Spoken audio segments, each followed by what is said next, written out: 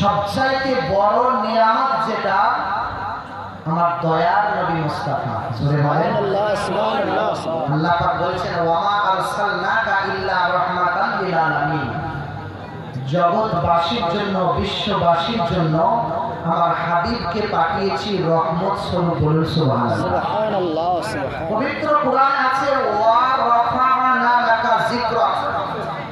Wow মানে এবং, রাফা'না মানে উচ্চ মর্যাদা। এদিকে ধ্যান দিতে হবে।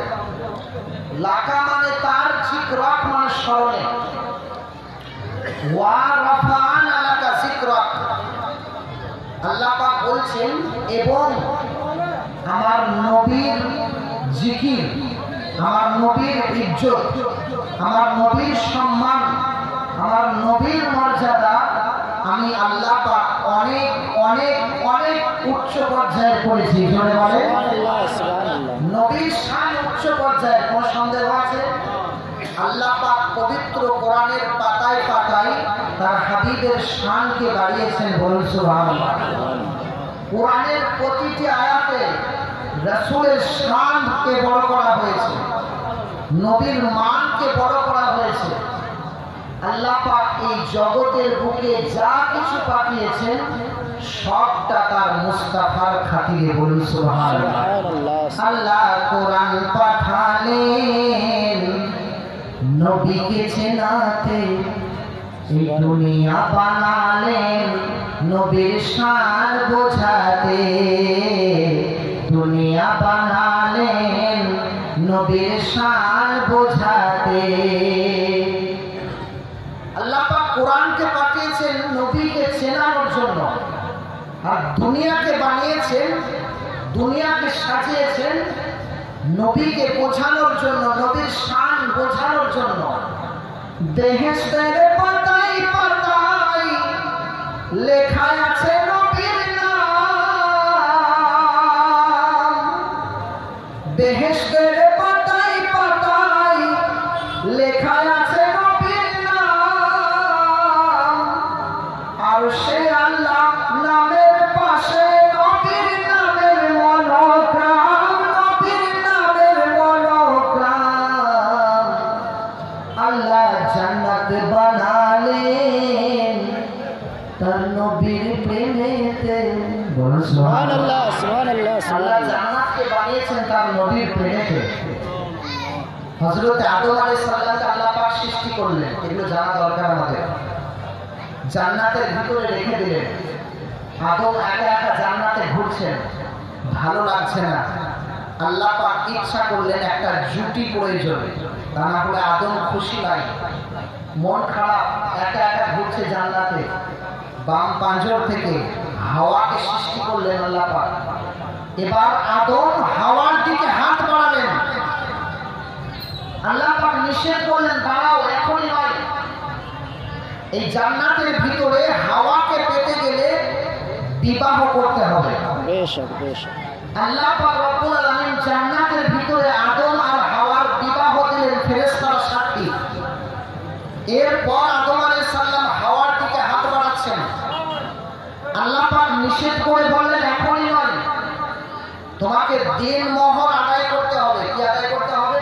দেনমোহর। বিবাহে দেনমোহর ধার্য করা হয়, সে বড় গুরুত্বপূর্ণ, সৃষ্টির শুরু থেকে আছে।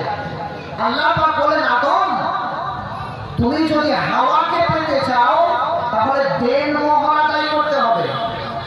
হযরতে আদম আলাইহিস সালাম বলেন আল্লাহ, জান্নাতের ভিতরে আমি দেনমোহর পাবো কোথায়? টাকা পয়সা সোনা গহনা এখানে কোথায় পাবো? আমি দেনমোহর আদায় করব? আল্লাহ পাক বললেন আদম, এই জান্নাতের ভিতরে হাওয়াকে পেতে দেনমোহর আদায় করতে তোমাকে কোনো টাকা পয়সা দিতে হবে না, কোনো সোনা গহনা দিতে হবে না। আমার হাবিব মুস্তাফার উপরে 10 বার দরুদ শরীফ পাঠ করো, দেনমোহর আদায় হয়ে যাবে। জোরে বলেন সুবহানাল্লাহ। একটু আওয়াজ করে বলুন না সুবহানাল্লাহ। তাসকিরাতুল আম্বিয়া খুলে দেখবেন, কসসুল আম্বিয়া খুলে দেখবেন, যে কিতাবগুলোর নাম বলছি এগুলো সবার বাড়িতে থাকে।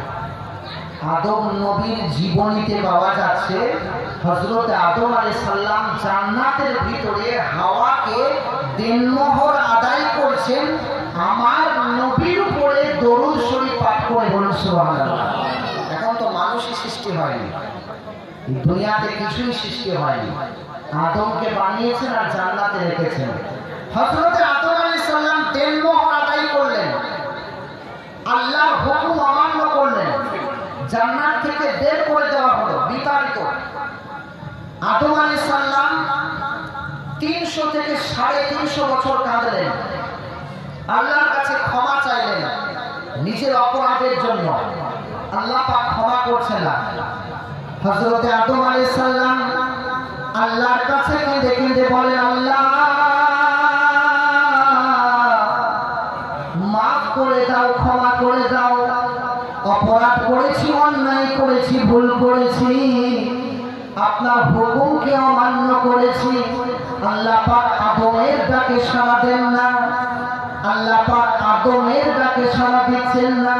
হযরত আদম আলাইহিস সালাম 300 থেকে 350 বছর কাটার পর এবার চিন্তিত হয়ে পড়েছেন, এতগুলো বছর কেটেছি, আল্লাহকে ডেকেছি, আল্লাহ পাক আমার ডাকে সাড়া দেন না, আল্লাহ পাক আমার ডাকে সাড়া দিচ্ছেন না।